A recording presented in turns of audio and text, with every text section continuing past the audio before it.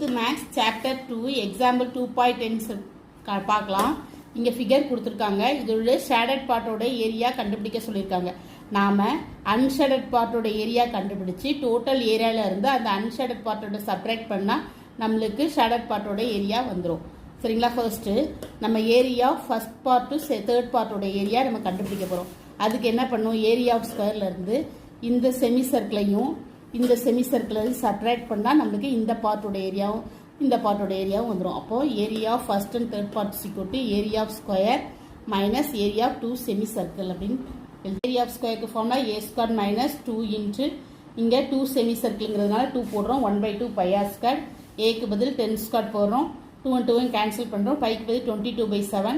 R பதில் 5 into 5. அப்போ 10 into 10 100.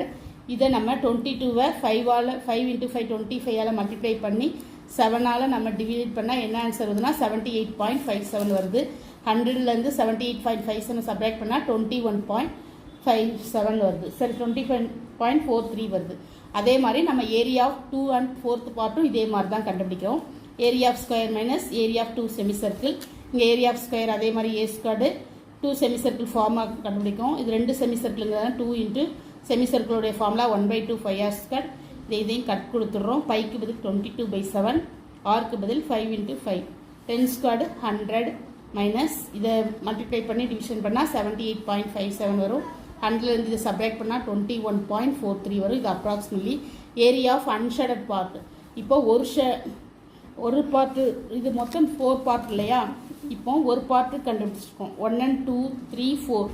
அப்போ இதை ஒரு பார்ட் வந்து இது 2 பார்ட்டு, அதாவது 2 4 பார்ட் வந்து இதுனா 3 4 பார்ட்டு அதே மாதிரி 2ஆல் இதே மாதிரி தான் வருது. அதாவது 2ஆல் மல்டிப்ளை பண்ணுறோம்.